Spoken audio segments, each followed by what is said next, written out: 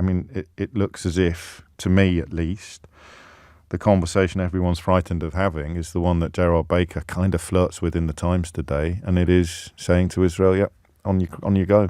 Don't worry about international humanitarian law." And the chilling line in that article is this one: "For the rest of us, it is a time for silence. It is a time for silence." How can it be a time for silence? I could be misreading it. I could be misunderstanding it. Bulama is in Lambeth. Bulama, what would you like to say? No, thank you for taking my call, James. To start with, there is nothing confusing in your conversation. Your position is very clear. This conversation is very important, timely, and it is future-sighted. Thank you. The lady talks about warning, as if someone was warned and he's civilian, then that makes their life legitimate or makes them permissible target. Yes. And James, you and I are in London.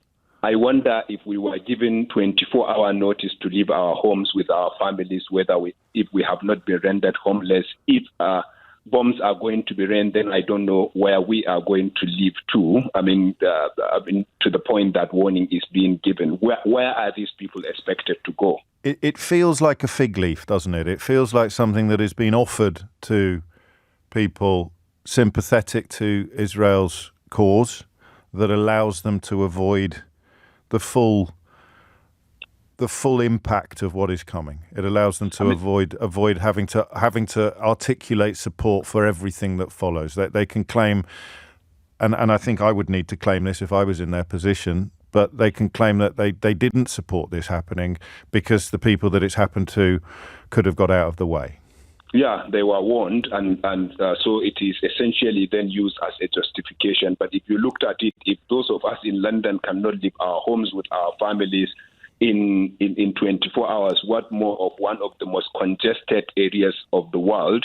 And we know that bombs have been dropped and some of the roads have already been blocked. And if bombs are raining, are you safer to stay in your home, or should you be rushing into a pickup or to start walking to nowhere? And so, I just don't understand the point of warning. What does that kind of warning mean?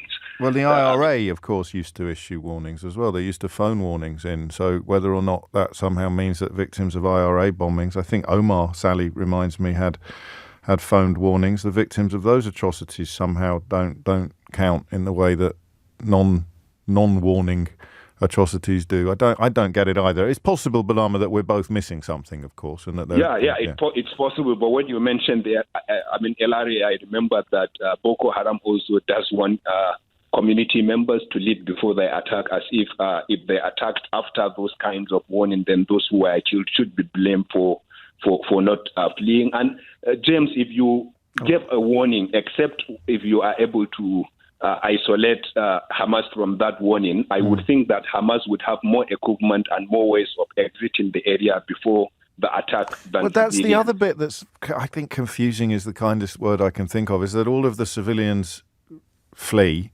and all of the terrorists stay behind waiting for the bombs to drop. I don't understand that logic in that element of this. It doesn't make sense at all. I just wanted to make 3 quick points, if I may. Yes, of course. Please do. The first goes to your main thesis, which is around whether the Western world has given carte blanche to Israel. And I think essentially, if you looked at the statement of quite a few of Western leaders, you can conclude. For example, Rishi Sunak said Israel has an absolute right to defend itself. Yes. There is never an absolute right to self-defense. My PhD is in laws of war. I am a lawyer in Nigeria and in the UK. And except from Rishi Sunak, I have never had the absolute right to self-defense. The right to self-defense is always conditional. It is always qualified. In law, there are 3 essential conditions that must be met in any right to self-defense. But Rishi Sunak said absolute right to self-defense. Keir Starmer, who is supposed to be a distinguished lawyer, came on Nick Ferrari and essentially supported collective punishment, which he knows very well that is absolutely forbidden in law. Yeah. And President Biden is spreading disinformation on social media. And of course, we have had the Israeli Prime Minister Netanyahu saying he is going to reshape the Middle East. And so it is essentially a blank check, a carte blanche that was given to Israel to do whatever they want to do. A few politicians did mention that they need to be proportionate. And then we spent the week with shows after shows questioning why they should mention proportionality. Yes. How can you even measure proportionality as if they invented the word? Proportionality wasn't invented by them. It is contained in the 1949 Geneva Convention on the Laws of War. That convention was made 1 year after Israel was established, and that convention has been signed by all countries of the world. And in that convention, it is very clear that the doctrine of proportionality applies in every single situation of war. Israel has declared war. It has said that this has become a war, not a special operation. And by that declaration, then the Geneva Convention automatically applies. And the doctrine of proportionality is straightforward.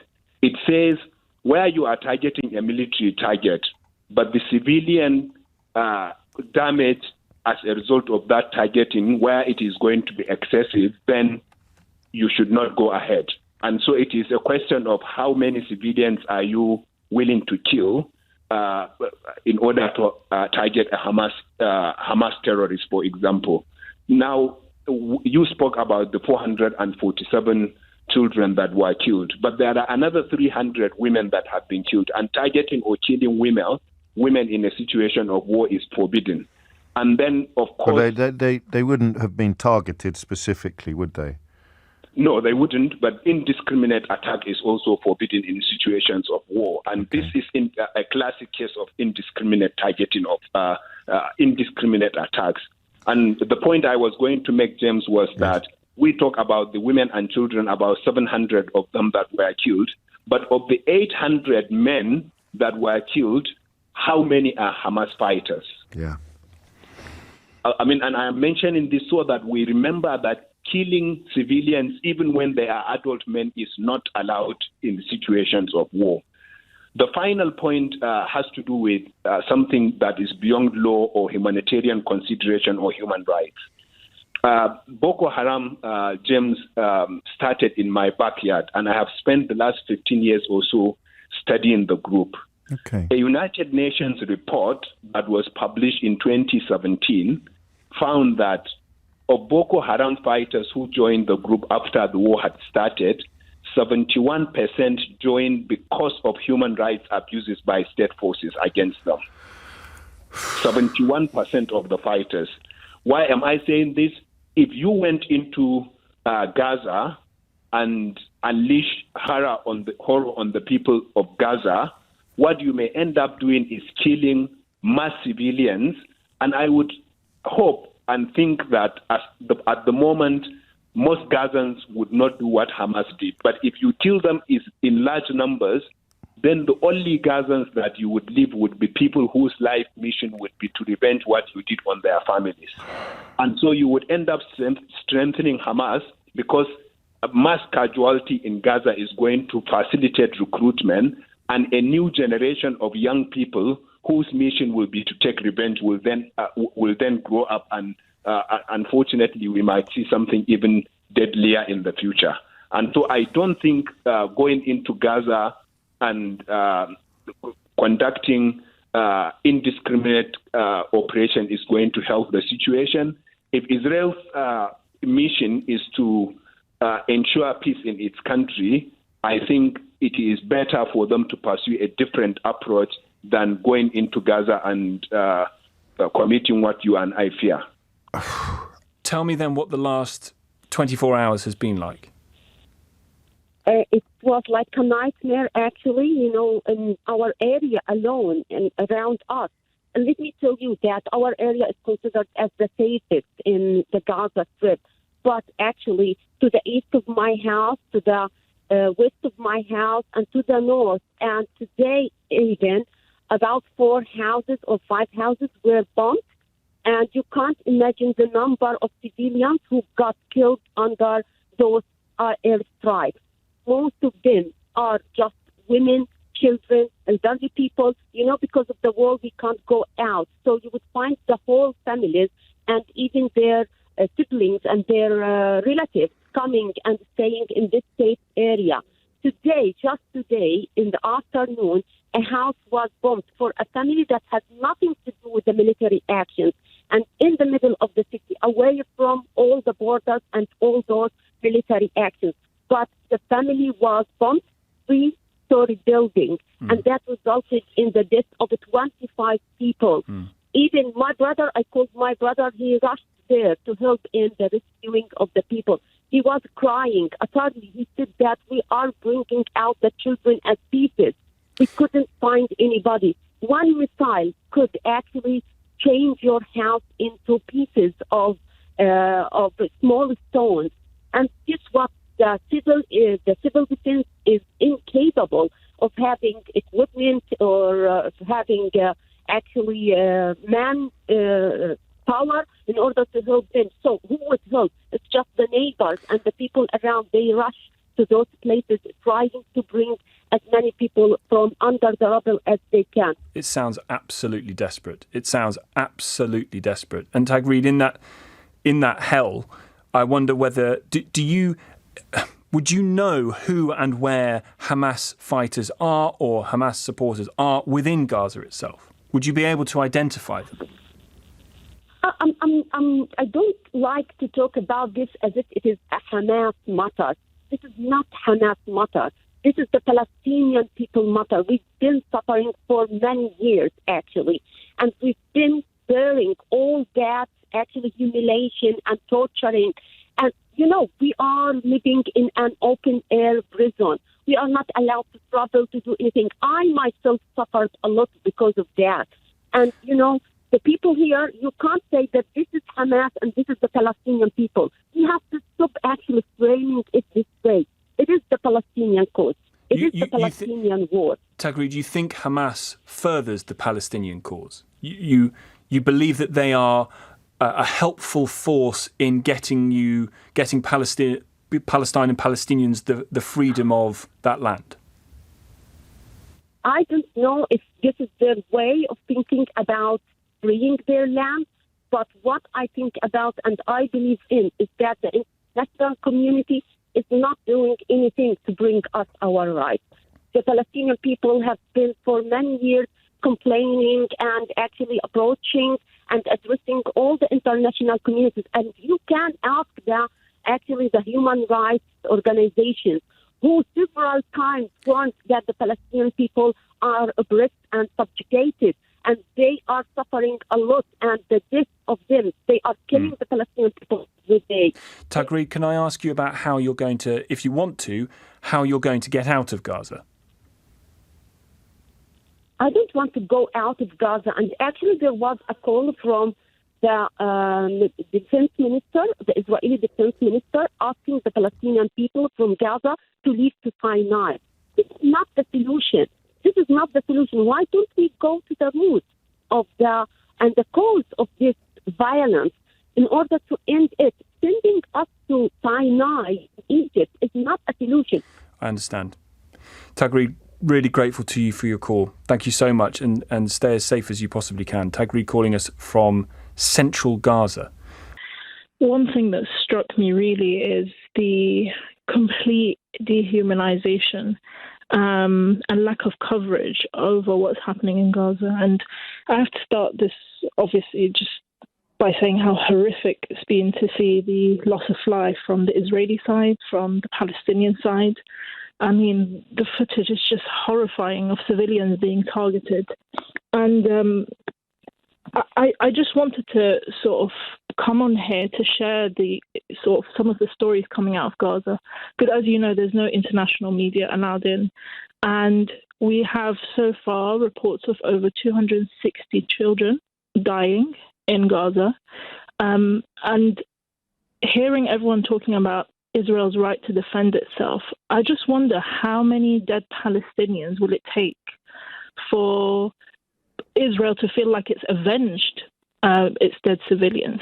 This is insanity to keep beating the drums of war, and nobody's saying coming out. What do you think Israel should have done?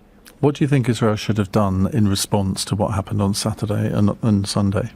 Listen, Iain, every single nation has the right to defend itself from violence. This right is not contingent on your religion, the color of your skin, the name on the front of your passport. But equally, no one has the right to impose collective punishment and discriminate and revenge on innocent populations like we're seeing in Gaza. Israel would say that they're not doing that what they're trying to do is target the areas where Hamas commanders are based, and so what they're trying to do is target those and bomb them. Now, I said at the beginning that if you do that, there are inevitably going to be civilian casualties from that, because however accurate your bombs are, that they can never just kill the people that you are legitimately, in my view, targeting. That is just reality. Now, somebody then texted me to say, oh, so you're saying it's okay to bomb and kill thousands of children to seek revenge? No, I'm not saying that, but I am saying that go on. Can I just say, Israel has one of the most advanced armies in the world. It can target someone in their bedroom without even destroying their bed if it wanted to. It has that technology. Several Israeli leaders, and it's very disappointing to see that not a single Israeli commentator or official, you had Tzipi Hotovli on earlier, was asked to condemn the genocidal language coming out of some of these leaders. I mean, you've got Netanyahu tweeting images of them literally celebrating, committing war crimes, targeting civilian buildings. We've got 9 journalists that were killed, 260 children killed. You can't tell me that Israel doesn't have the technology to target, the Hamas targets if they wanted to. The aim here is cruelty, and that's not my words, by the way, Iain. Haaretz reported earlier today that in a cabinet meeting, Finance Minister Swarbrick had said we have to be cruel now and not consider the captives. They don't even care about their own citizens, Israeli citizens that are captive right now in Gaza. And I just wanted to share something as well with those who are listening, which is the words of a teacher from Gaza. I have friends in Gaza right now whose parents have been killed, who have absolutely no idea. They cannot reach their families. Can you imagine the horror of that, not knowing whether your family is alive or not? And I just wanted to share with you the words of a teacher from Gaza. Her name is Imam Bashir. She has 3 young children, and she says, we've run out of water, we've run out of tears, we've run out of hope. I wanted to attend my students' graduation, but instead I'm attending their funerals. Why is that okay? Why is the world seeing these things and saying, well, you know, what is Israel meant to do?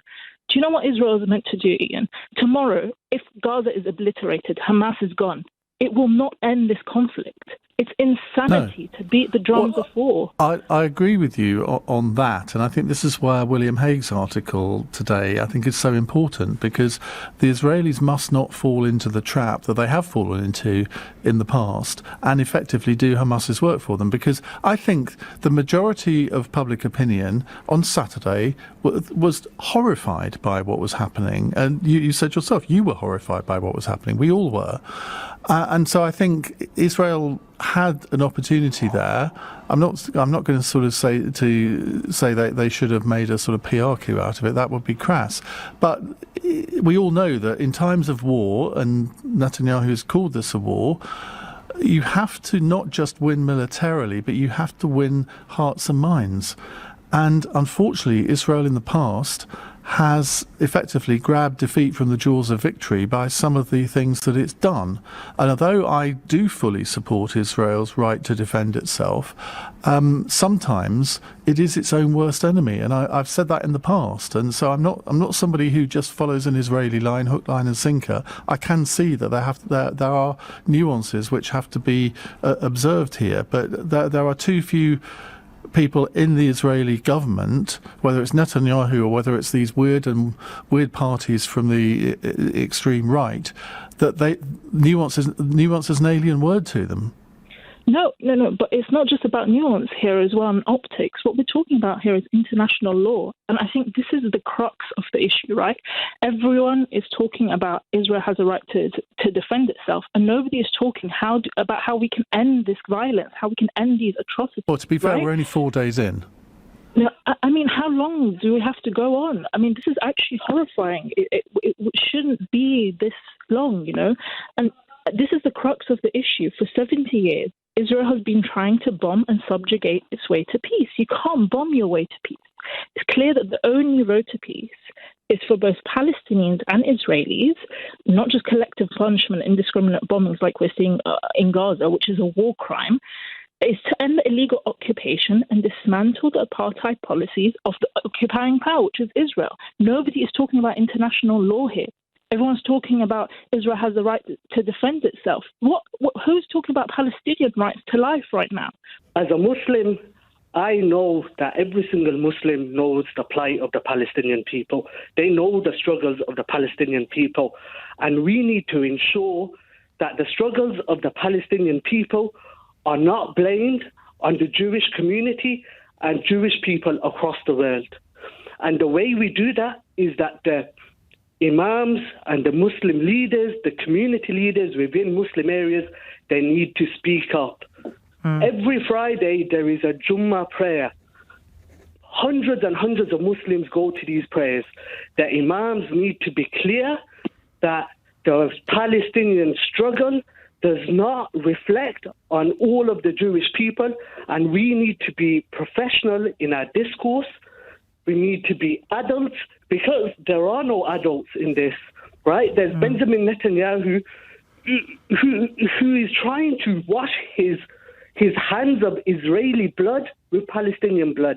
There's Rishi Sunak, there's Suella Braverman, there's Joe Biden, and nobody's calling. There's not an adult in the room to try and say, calm down, everyone, right? There are millions of people's lives at risk here. And I think, do you know what? Earlier on, you had a news segment, and it was about the protest in London. Yeah. And I think they thought that there were 10,000 people marching. And then when I heard 100,000, you know what my thought was? I hope to God that there weren't so many arrests. And when I heard 7 people were arrested, I thought, thank God. People need to realize in the West, the best way we can help the Palestinians is to be professional, is to be calm, is to say that we do not stand for oppression against the Palestinians and against Jews. Be that over here in the UK, in Europe, or in the Middle East. That's so well said, Mohammed. Thank you so much for your call. And you're right to point out there's also no way that all 100,000 people marching today were anti-Semites. And that I've heard suggested very strongly by people on this show today, that if you are pro-Palestinian, you must be anti-Jewish. And it's that kind of reductive argument that means that we simply just don't get anywhere with this conversation. And it is a little bit terrifying, actually, to hear world leaders just keep repeating endlessly that Israel has the right to defend herself, because of course Israel has the right to defend herself, but that right in international law is not boundless. And I hear you. I hear you entirely why it must feel so frustrating